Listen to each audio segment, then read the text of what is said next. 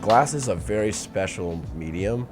It's so different than everything else, but it's also sort of has an aspect of almost everything else, of drawing, painting, different types of sculpture. It's like metal sometimes. It's like, it's a liquid, it's a solid, and it has these states in between where you can really do some crazy stuff. And so I just dived in head first.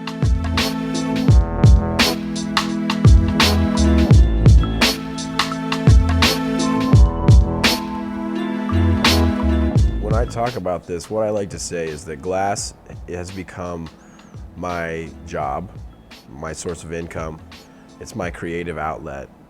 It's a sense of catharsis, in terms of I kind of like work my own shit out on the torch. I put it into the work. But it's also some of the strongest connections that I have with other people.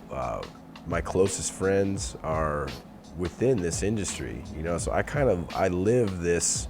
It's a lifestyle, and it allows me to, in retrospect, sort of be who I am, I think, and to find out like who that is, I came to my first AGE show, I think in 2005, maybe, something like that. And, I did great for myself, I thought. And ever since, it's only grown, and honestly, the last 3 years at AGE, we've sold out our booth at the VIP buy every single year.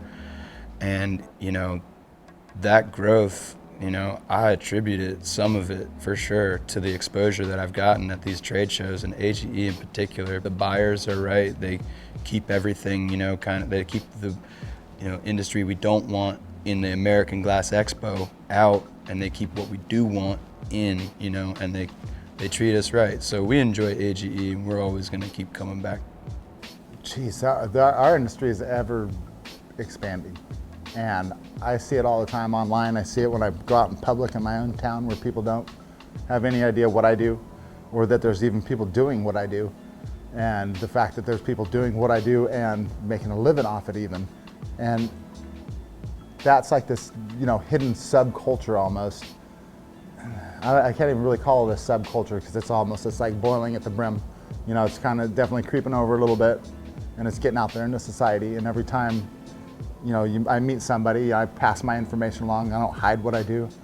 I used to feel the need to tell people I made wine glasses and marbles, and other such trinkets. And now, first thing I say is I make the coolest bongs you've ever seen. And 9 out of 10 times it's true. That other 1%, those people are like, oh yeah, I know this guy or that guy. And it's like, okay, cool. You already know what a cool bong is then.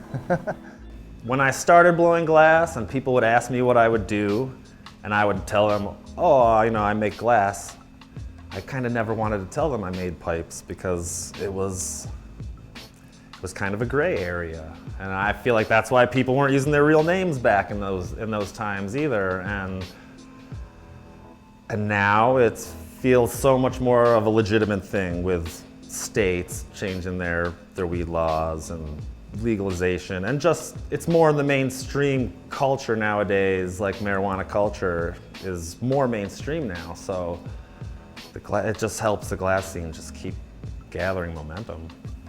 It's kind of like skateboarding. There's so many people doing it now. It's pretty crazy. So, and it's an accepted thing. Like it's not like, oh, you're not going to be able to make money doing that, or like, what are you going to do?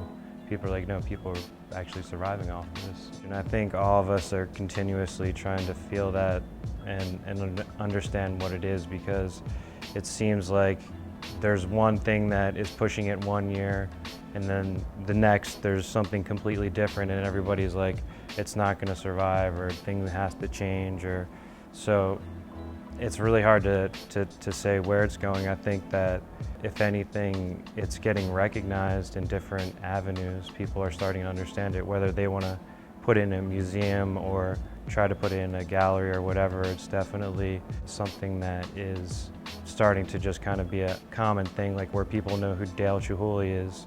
You know, more from my generation, people, you know who more of all of my peers are, you know, so it's definitely something that is changing that, like even in schools and universities or whatever, so.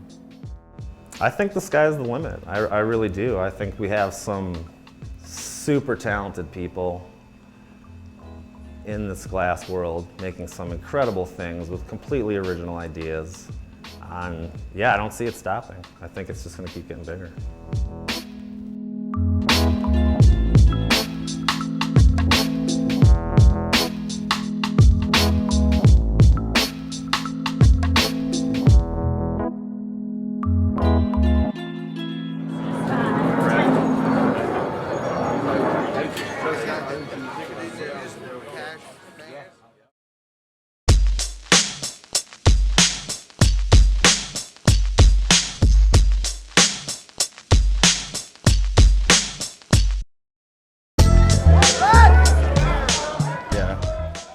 I realized the hype was real when, you know, I'm standing at the booth. We had all the pendants up on the board, and there's this huge line of kids waiting to get in, and I just heard the feet, and I seen them coming towards me, and I was almost overwhelming at first, and it really made me realize, I was like, oh my God, they're coming for this. And it was a huge, like, gratifying moment, you know. It was just really big. It made me feel like just endlessly grateful, to be honest. It was big for me. I've never seen a mad dash for a glass booth and just so many people wanting it like that. It was great to see. It was very busy at the booth when they first opened it, certainly. Organizing that sort of chaos is something that's not always easy, and we really want to be fair to everyone. With the market being very low supplied and us not putting anything out, it just makes it where when we finally do, the thirst is so real that the shops know they're not going to have another chance to get it for a while. They really want to get it right then. Demand is what it is. Andrew's only able to make so much. He does everything himself. Nobody's making anything for him, so it's one of those things where we do what we can do, and the response has been overwhelming and incredible, and it's amazing.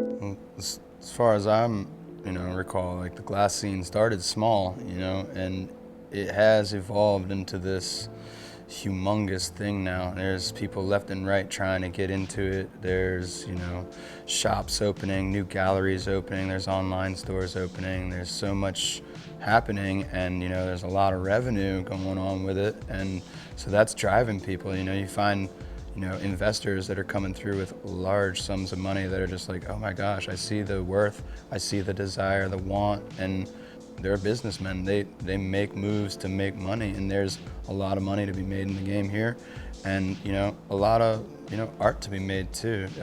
I stick with make what I like, and then money follows passion. So it's just growing more and more and more. The investors, the collectors, the stores, is exponential growth in this industry, and there's a lot of room for it in the country and in the world because times are changing, and you know, people have loved art since the beginning of time, and we make art, beautiful art. So I really like how just everybody's really defining and refining what they do and how they do it, and figuring out who can put it together and who can't put it together, who works well together, who doesn't work well together. And I think that's just taking our, you know, industry as a whole and just really refining it, you know, as it's been, you know, I started in '96 and it's been slowly refining every year ever since. And it's like there's no stopping it, and each year you don't know what you're going to expect next year. So it's just that excitement of like, what, you know, what are we all turning this into? You know, where are we going with this? You know, not that many people know where they're going with all this. They're just fully engulfed and addicted to it and just can't stop thinking about the next thing.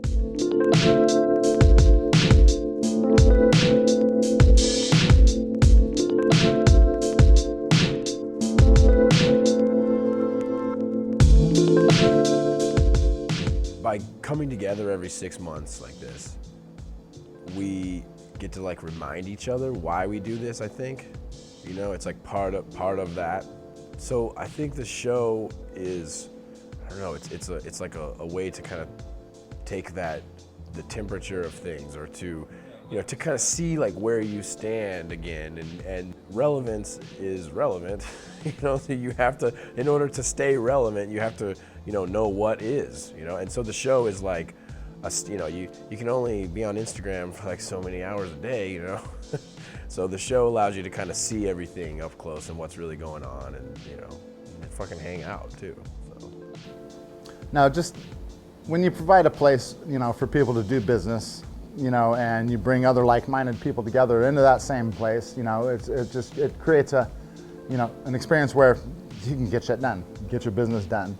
You know, I think Age definitely provides that. You know, they work all year.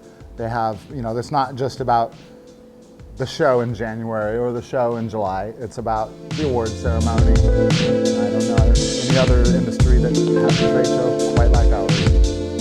Let's go.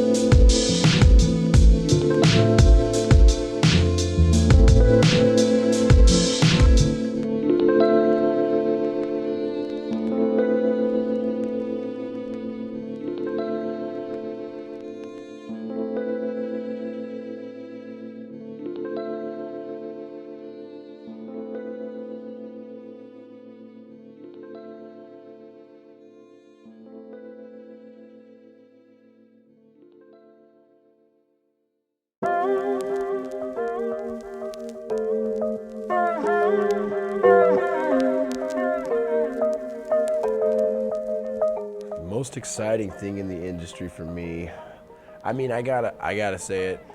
I hope this doesn't make me look like an asshole, but the most exciting thing is the fact that people are selling pieces for like hundreds of thousands of dollars, or over $100,000.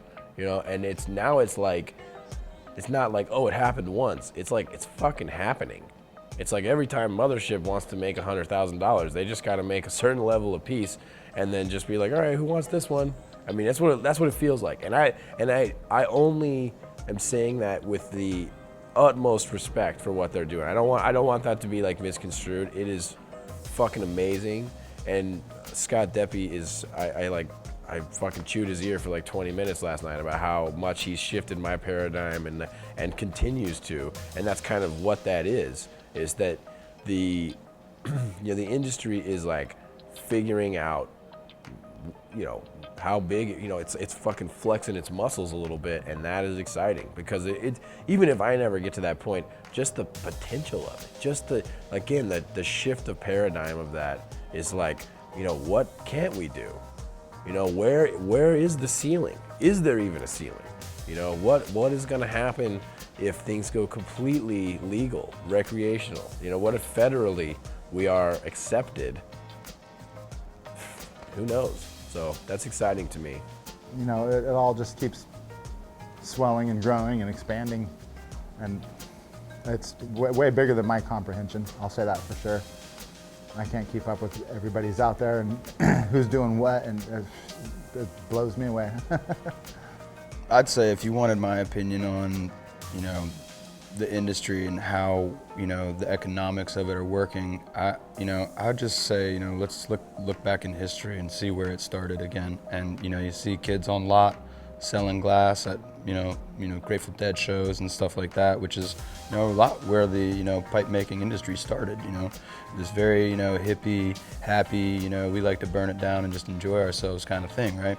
So you look at that and it was pretty, you know, no offense, but, you know, small time. And now you look at where we are now in the industry, and you have artists out there that are just absolutely slaying it.